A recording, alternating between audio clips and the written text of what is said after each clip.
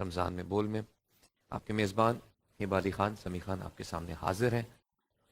اور ناظرین، جہاں یہ سفر یکم رمضان المبارک سے شروع ہوا تھا، آج ماشاءاللہ 26 رمضان المبارک ہے، پیر کا دن ہے. اور ناظرین، ہم روز کوشش کرتے ہیں کہ کوئی نہ کوئی اچھی بات، اچھا پیغام آپ تک پہنچائیں، خود بھی سیکھنے کی کوشش کریں. پچھلے کچھ دنوں سے اگر آپ غور کریں، ہم ہر روز کچھ اخلاقی برائیوں کا ذکر کر رہے تھے. جیسے ہم نے بغض اور حسد پر بھی نشریات کی، کل ہم نے ریاکاری اور فریب کے پر بات کی. ایسی ہی کچھ اور اخلاقی برائیاں، جن کو میں بیماریاں بھی کہوں گا، جو کہ ہمارے معاشرے میں بہت پائی جاتی ہیں، آج ہم ان کے والے سے بات کریں گے. آج کی دو اہم کمزوریاں ہیں، غرور اور تکبر. ناظرین، کبھی کبھی انسان خود کو دوسروں سے بہتر سمجھنے لگتا ہے کہ میں اس سے بہتر ہوں اور سامنے والا مجھ سے کمتر ہے. اس کی کئی بنیادیں ہو سکتی ہیں. کبھی کبھی انسان دولت کی بنا پر ایسا کرتا ہے، کبھی طاقت کی بنا پر، کبھی علم کی بنا پر، کبھی حسن کی بنا پر. صرف یہ سوچنا کہ آپ کسی سے بہتر ہیں، یہ ایک بہت بڑی اخلاقی برائی اور بیماری کو جنم دیتی ہے. تکبر اور غرور ایک ایسی برائی ہے جو نہ صرف انسان کی روحانیت کو متاثر کرتی ہے، بلکہ انسان کے ساتھ جڑے ہوئے ہر رشتے کو متاثر کرتی ہے، آپ کے معاشرتی تعلقات کو متاثر کرتی ہے، اور آخر کار پورے معاشرے کو بھی اپنے اس زہر سے متاثر کر دیتی ہے. اور آج ہم اسی والے سے ہبہ، علماء کرام سے سیکھنے کی، سمجھنے کی کوشش کریں گے کہ آخر غرور اور تکبر یہ دل میں کیسے پیدا ہوتا ہے اور اس سے بچ کیسے سکتا ہے ایک مومن، کیونکہ مومن کی پہچان ہے عاجزی اور انکساری. بالکل سمیع، میں وہی بات ہمیشہ میں نے سمجھی ہے، مانی ہے کہ انسان جتنا بڑا ہوتا جائے، جتنا طاقتور ہوتا جائے، اتنا ہی زیادہ اس کا دل نرم ہو جانا چاہیے، اتنا ہی وہ ہمبل اور ڈاؤن ٹو ارتھ ہو جانا چاہیے.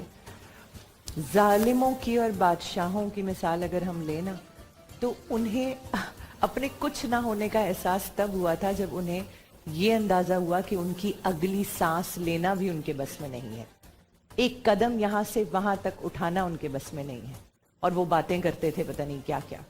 تو ناظرین، اگر ہم خود کو طاقتور سمجھتے ہیں، یہ سوچتے ہیں کہ فلاں بندے سے زیادہ ہمیں معلوم ہے، جو ہم کہہ رہے ہیں وہی صحیح ہے، جو ہم کر رہے ہیں وہی ٹھیک ہے، تو کبھی یہ سوچ لیا کیجئے کہ یہ اللہ تعالیٰ نے آپ پہ کوئی کرم، کوئی نوازش کی ہوئی ہے، یہ اس کا احسان ہے آپ کے اوپر، نہ کہ اس میں آپ کا کوئی کمال ہے.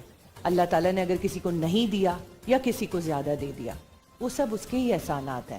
تو ہمارا تو بنتا ہی نہیں ہے کہ ہم کسی طور بھی تکبر یا غرور کی طرف جائیں، سوال ہی پیدا نہیں ہوتا. ہبہ، جیسے آج کی منتخب آیت کی میں تلاوت ایک دفعہ پھر ترجمہ لوگوں کو بتانا چاہوں گا. ذرا غور کیجئے گا کہ اللہ تعالیٰ قرآن پاک میں سورہ لقمان میں کیا فرماتے ہیں: اور لوگوں کے سامنے تکبر سے اپنا رخ نہ پھیر، بالکل، اور زمین میں اکڑ کر مت چل، بے شک اللہ ہر تکبر کرنے والے اور فخر جتانے والے کو پسند نہیں کرتا.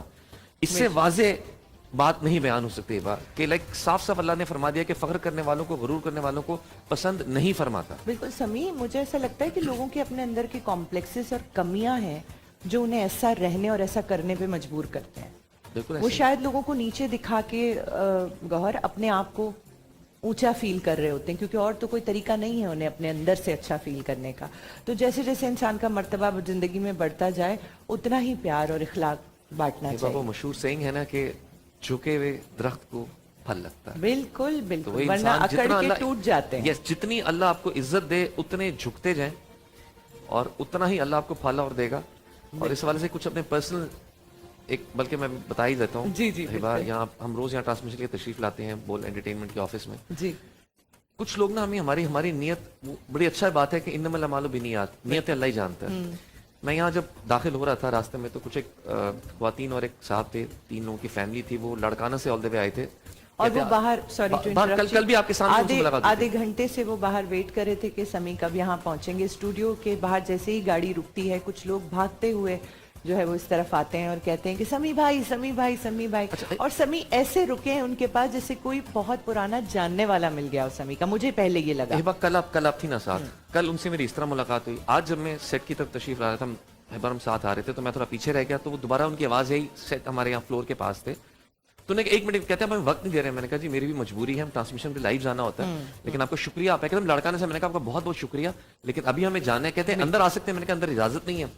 تو اس پہ وہ جو خاتون تھی انہوں نے ایک لفظ بولے, ہمارے ساتھ تھی, انہوں نے کہتی آپ بڑے غرور کر رہے ہیں. اللہ میں نے تب بھی ان کے ساتھ تصویر کھنچوائی اور میں نے ان سے معذرت کی کہ کاش وہ بھی سمجھ جائیں کہ ہماری بھی مجبوریاں ہوتی ہیں, ظاہر ہے. ذمہ داریاں ہوتی ہیں.